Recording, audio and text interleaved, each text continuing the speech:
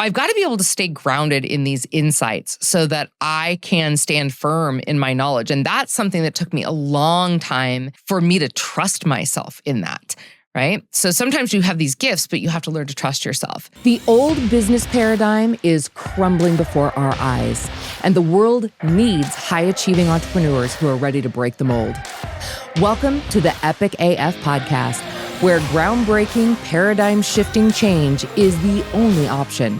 If you're done with standard methods and you're ready to disrupt, then you are in the right place. I'm Kelly O'Neill, an award-winning brand strategist, visionary leader, and unapologetic entrepreneur.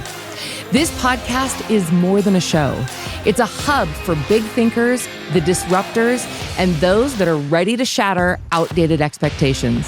Subscribe now, and let's rewrite the rules of entrepreneurship together.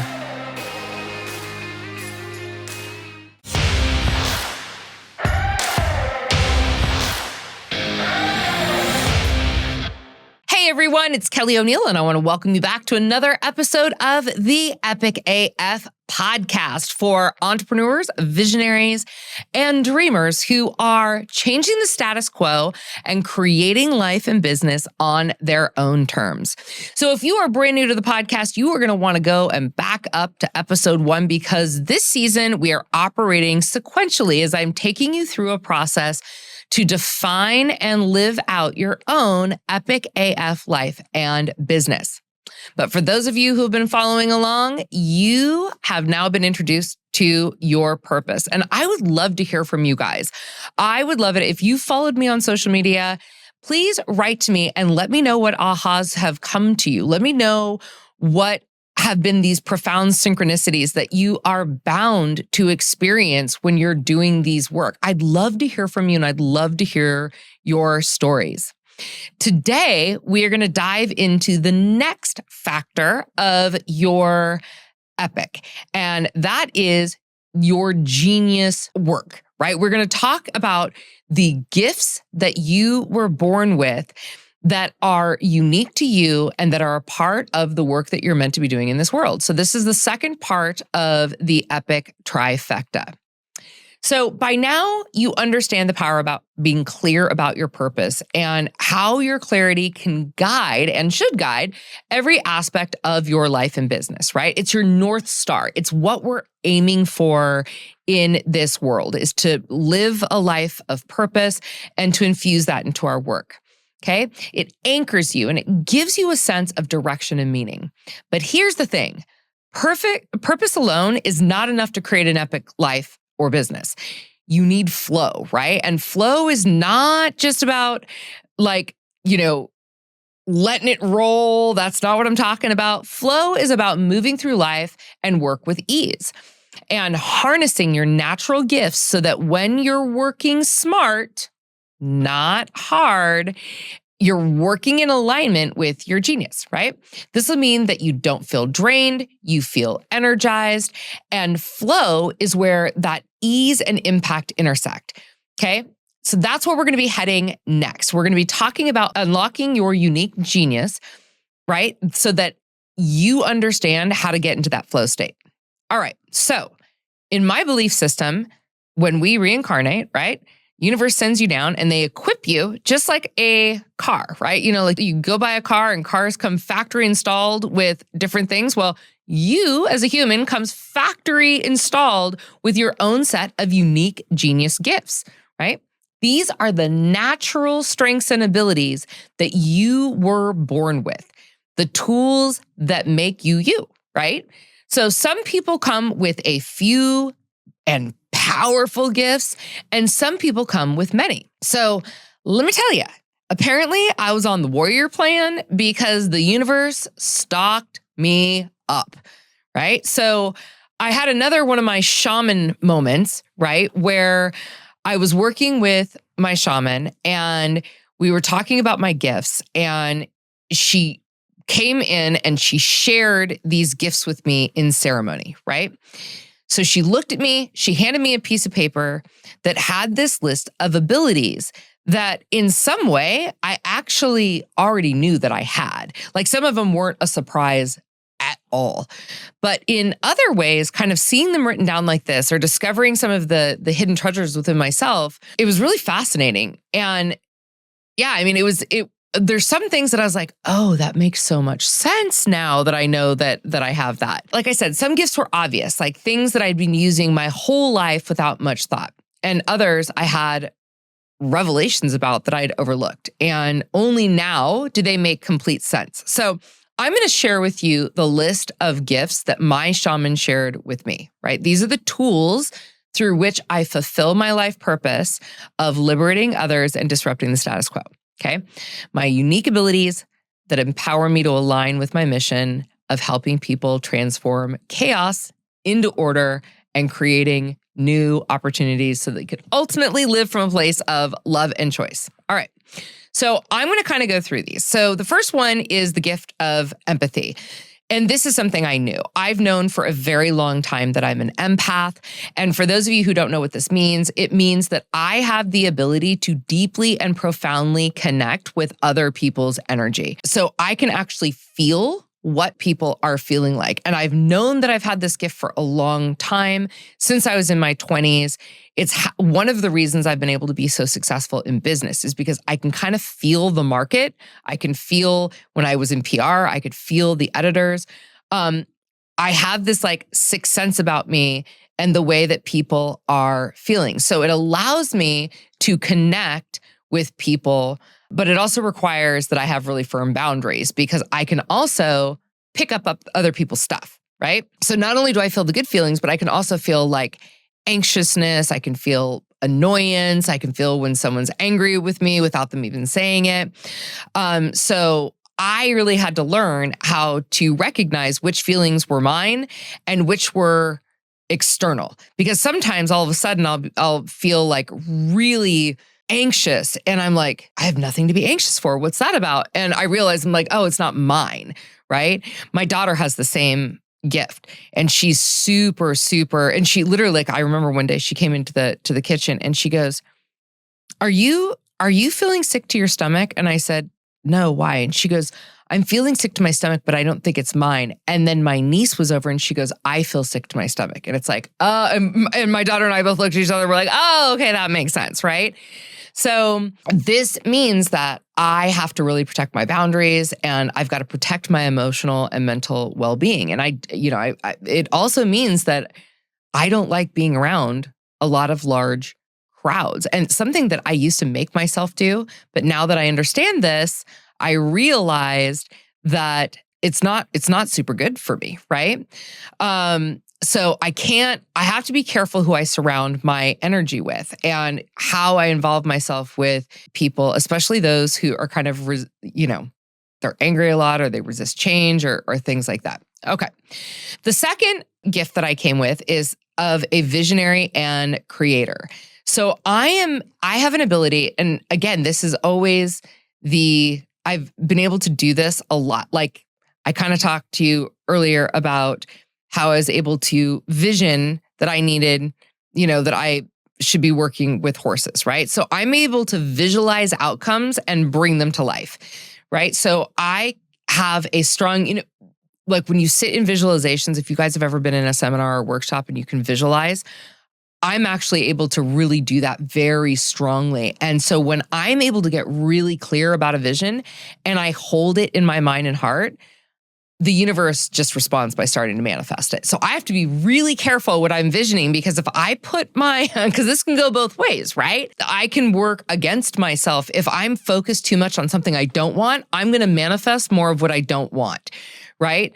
So sometimes I can just have an idea, but sometimes I really sit down and I intentionally envision what it is that I want to create, okay? So sometimes an idea pops in my head. In other instances, I need to actually make manifest the vision to set things in motion. The horse. If you remember the horse story from the previous episode, there you go. One of the other gifts I have is the vision of highest order. And so what this means is I've always been able to see people in their highest potential. It's just a gift I have, even if their current reality does not reflect that, right? So This is where I had that client who told me that I'm like Michelangelo and I can see the angel in the marble and I can carve until I set them free. So when I can hold people in this highest vision, I'm able to actually help create a pathway for them to step into that and fulfill that potential. So I can align to this elevated perception of what people have the ability to create. And that by me even holding that vision, it helps them to step into it and evolve. Another one that I have is intuition and discernment. So I'd known since I was a child that I was intuitive. I just didn't know what that meant, right? But I knew that I knew things that other people didn't know. And then really, frankly, for many years in my family, I was gaslit into thinking that I didn't know. But I did know. I'm very, very, very intuitive. So I can get my mind, my heart, and my gut working in harmony to guide my decision. And I have just a variety of different intuitive gifts that I have now intentionally been developing over the last several years. So this allows me to make choices really quickly, especially in high stakes situations. So like I'm hiring someone, I just know instantly, nope, they're not the right fit. Or when I'm doing strategy work or positioning work for a client, I can like look at what's going on in their business and I'm like, nope, that's not right. And then I will be able to vision it. And then I'm able to figure out very quickly what they should be doing. Okay. So I have to be discerning though, right? I have to be discerning so that I can always choose the best course of actions accordingly and make sure that I know where that intuition is coming from. Another gift that I had, and again, I've known this one for a while, I have the gift of revelations, which means that I've often said to people, I'm a futurist.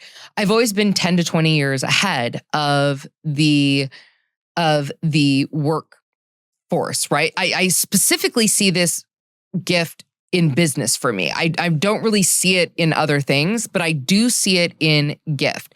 So I can actually get glimpses of future outcomes, right? Both positive and negative. So I can see, I'll give you an example. The minute that AI started becoming popular, immediately I'm like, oh, I can see exactly how that's going to work. And I can see everything that's going to crumble on the back end. So the minute that started becoming popular, I started building my businesses to shield my clients from what's going to happen on the other side of AI. In fact, maybe I'll do a future episode on that. But this ability for me to be able to foresee events helps me not only prepare myself, but others. And this is where I've provided a lot of value to my clients because I can help prepare them for what's about to come. Another example of this is I created Marketing to Millionaires before the economy collapsed in 2008. I had already been creating this because I could feel that we were going to have a massive shift. And I knew that if we didn't change our business directions, that people were going to go out of business. Well, my clients had some of the best years of their business because of that. So I've got to be able to stay grounded in these insights so that I can stand firm in my knowledge. And that's something that took me a long time for me to trust myself in that, right? So sometimes you have these gifts, but you have to learn to trust yourself. Another gift that I have is the gift of voice. And what that means is that I just have a powerful tool for expression and influence, right? I have the ability to shape the energy of the room. One of the things that other people had actually said to me and noticed and kind of pointed out to me was that when I walk into a room, when I used to, and not that I don't now, but I used to speak a lot more. And when I would walk into the back of the seminar room, people literally, it's almost like they can feel something, they can feel the energy change and they'll turn and look at me. And it's not because I'm being disruptive or, whatever. It's literally because I just have a power and intensity. We also know that things like, this is part of the reason we're doing a video podcast, is because we know that when I do video, people resonate with it a lot more than say something like my writing, right? And also, interestingly enough, I'm not as called to write as I am to speak. So even when I write my books, I speak them into existence, I capture them on audio, and then we write them from there. So this gift of voice means that people can resonate deeply and I can bring clarity to situations and to conversations. Another gift I have is the gift of the shield. And the gift of the shield means that I have a very strong protective instinct. I am a mama bear. And I'll step in to guard others from harm or self-sabotage. And I have a very strong sense of justice, and I always have. I always have, right? And it drives me to act when I perceive something to be unfair or I perceive someone's being mistreated. Like, I'm the person that will speak up. So if someone is being mistreated, like even if they're strangers, I will step in and I'll say something. Like, so I remember one time I had this woman and I think it was her husband or brother or partner, it was some guy was being really nasty to her in a store. And you could just see this woman cringing, even though it was none of my business. I had this like overwhelming urge to say something, and I just did. So like before I could even stop myself, I was like, "Hey, like, what are you doing?" And he's like, he was like so shocked when he looked at me, and she was as well. And I was like, "Hey, why don't you give it a rest? I think you made your point." And he just like was like, "Why don't you mind your own business?" And I said, "Well, maybe I will." But I had already said what I needed to say, right? So I do find that I want to protect, and it's not even just individuals. Like, I will protect my team. I will protect my child. I will protect my animals. I will protect people I care about. I will protect causes, right? But one of the things I had to learn was to really make sure that I avoid assuming responsibility, because sometimes people are they've got to learn their own lessons, right? And sometimes I've got to make sure that I don't intervene unless it is truly needed. Another one, and this is one of those gifts that I really didn't know that I had, but it's really funny in that I've always been into this, and I make everyone at my company do them. I'm super into having agendas for all of our meetings, and that everyone takes really good notes and they write everything down. So one of the gifts that I was surprised to learn was that I have the gift of being a cryptographer, meaning that writing helps me transform my ideas into artifacts. So I'd always noticed about taking notes and things like that. But now even I take really intentional notes, and I've even created a training within my organization about creating notes from meetings and agendas and creating kind of these sacred spaces for collaboration and collective wisdom. So now not only do we all take our own individual notes, but we have places for group notes, right? So oftentimes this will show up in group settings for me where I was always the one that took the notes in class, right? When I was in college, people would be like, "Can I use your notes? Your notes are so good." So I just didn't know that was like a gift. I just thought it was something I enjoyed. The next one, not a shock at all. I am a strategist, right? So I have a gift for seeing the big picture and aligning people and processes to achieve that big picture.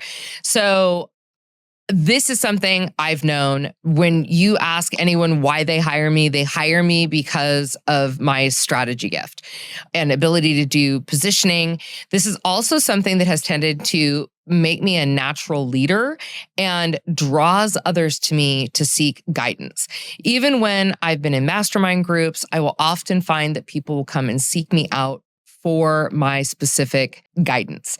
So this is something that I am able to get insights, and not only for myself, but for my clients. And I will get inspiration and intuition. And I can also help other people bring that in for themselves. Like I often say, like, I'm a professional problem solver. So I am able to integrate that spiritual side of myself and vision with this ability to do strategy, which creates a very powerful multi-million-dollar result for my clients. And finally, I am a manifester, meaning that like we said before, with my vision, so I am able to manifest things very quickly.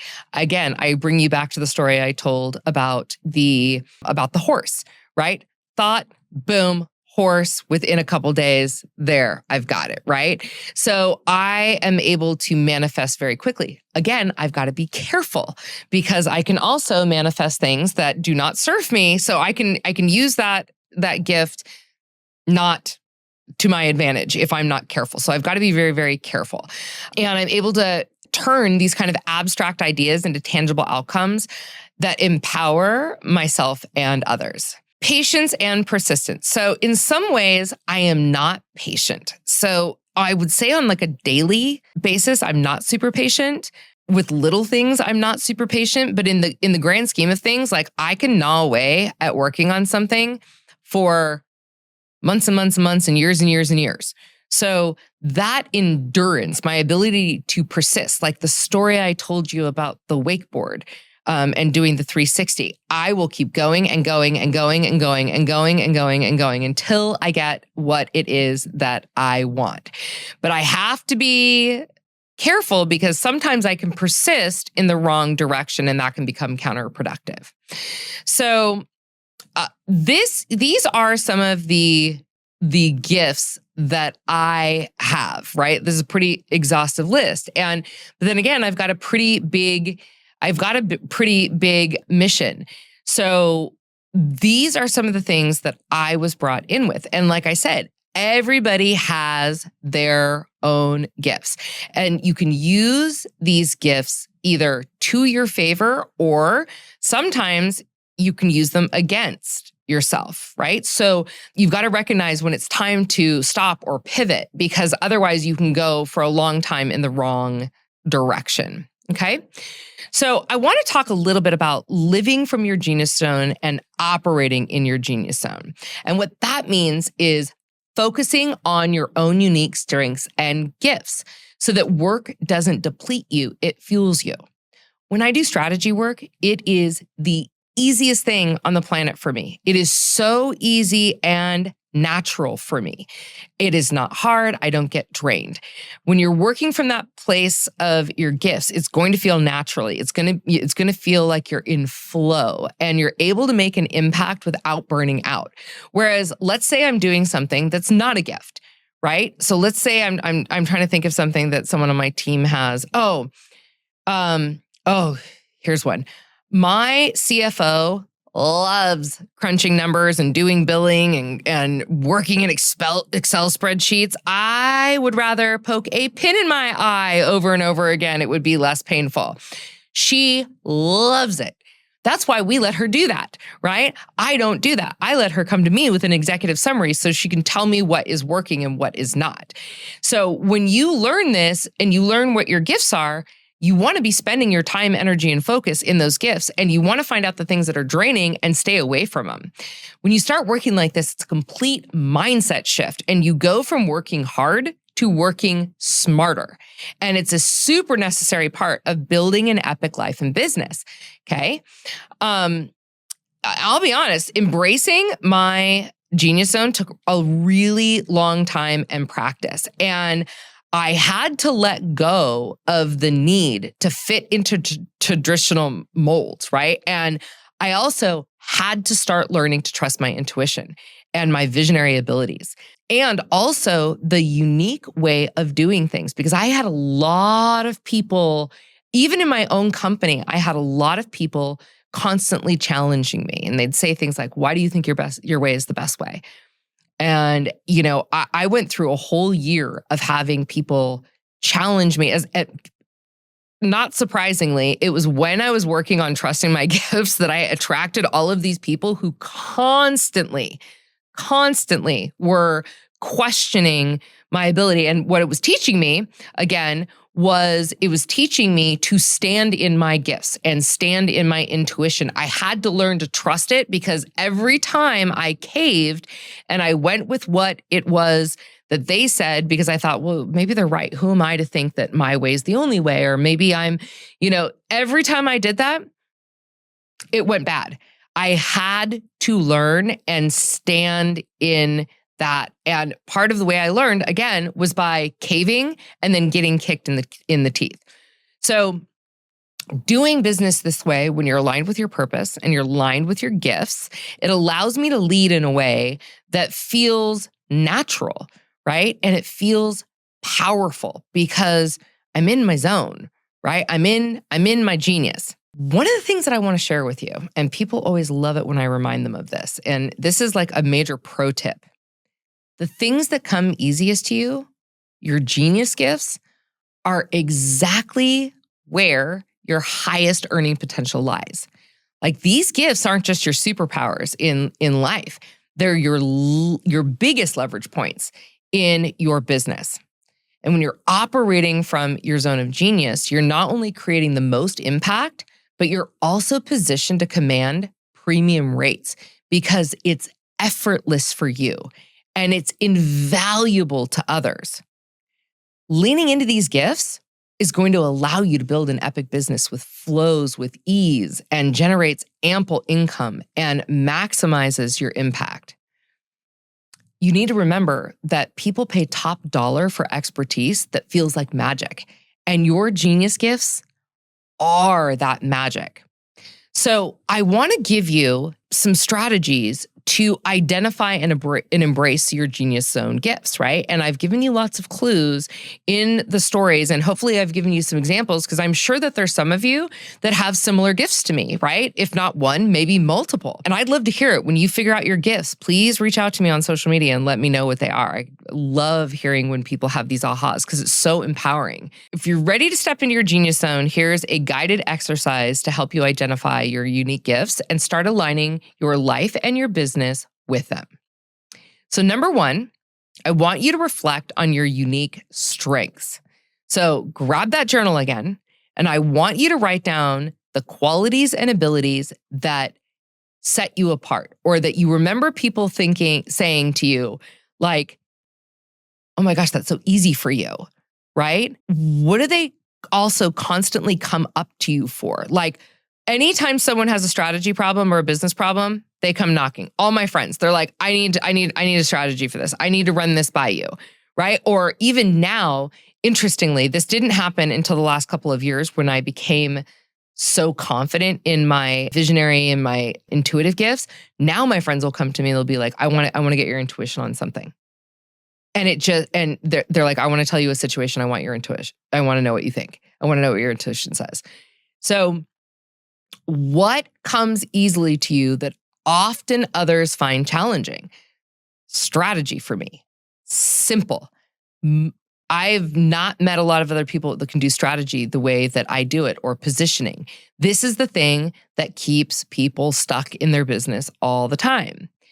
The other thing that I want you to do, another way that you can do this, number two, is you can analyze past successes. So look back at moments where you have thrived. What strengths were you using? What gifts, right? What were the gifts that were in play? Often, our genius reveals itself in the times that we feel most alive and engaged. The third one, and this is really how I started to this is actually how I figured out that strategy was my gift. Ask for feedback.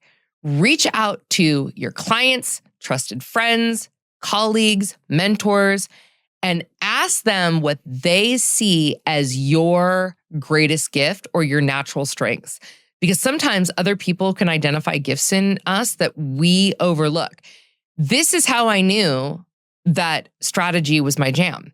Because every single time I ask someone, they're like, oh, your strategy, your ability to position companies, like bar none. Like, that's why I come to you. Your ability to brand things.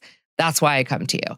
So that is probably my strongest gift. But now I think that's also the one that I felt most comfortable sharing out in public. Whereas I hid the whole visionary, the whole futurist, the whole intuition thing. I hid that for a long time because I had gotten so much grief and shame from it in my family life growing up. And then finally, for those of you who like meditation and visualization, spend a few minutes in that quiet meditation and visualize yourself operating in your highest potential, fully aligned with your gifts. And ask yourself, what does that look like and feel like? And what specific talents and abilities are you using? And then set your intentions to operate from that genius zone, right? Whether that is, leaning into your strategy side or embracing your empathic gifts or using your voice or whatever your gifts are for you, crunching numbers, helping people rise to their potential, diffusing conflict, whatever it is. I want you to make it a priority for you to operate from your genius zone. I want to close this episode by sharing with you one of the things that we do in practicality. So in our Fusion Core program, first we do Fusion Core DNA map, and then what we do for people and our CEOs is we do their epic job description. And their epic job description really talks about utilizing their gifts in a way that they are going to be able to operate in their fusion zone for 80% of their time. So we look at their gifts and we identify the top 5, 6, 7 things that they should be doing in their business, that when they're doing that thing in their business, they create the most impact. So by the way, it's also the thing that lights them up the most, right? We want people to stay in their fusion zone. We also then find the things that are in their excellence zone, right? And this is from a concept by Gay Hendricks. He wrote a book called The Big Leap. He talks about your excellence zone, and he talks about a couple other zones. We talk about your excellence zone, we talk about your mediocre zone, and your drain zone. So you're either in your fusion zone, which is when you're in your epic, you're in your excellence zone, which are the things that you can do really, really well, but other people can probably do them too. And eventually you're going to want to get those off your plate. So for a lot of CEOs, that's like sales calls, things like that. Your mediocre zone are things that you've had to learn how to do because as the CEO wearing multiple hats, you've probably had to do those things, but we want to kind of get them off your plate. And finally, your drain zone. These are the things that take you out. Like billing for me. I told you, like billing takes me out. And when we work with CEOs in our Fusion Core programs, we look to make sure that we identify based on their gifts and strengths and their purpose and their DNA map, their fusion zone, their excellence zone, their mediocre zone, and their drain zone. And we immediately look to get their drain zone off. Then we start chipping away off their plate. And then we start chipping away at their mediocre zone, and then we start to chip away at their excellent zone. The idea is to get every CEO into their fusion zone where they are operating in their purest gifts. That is where the magic happens. I hope you enjoyed this episode of the Epic AF podcast. Until next time.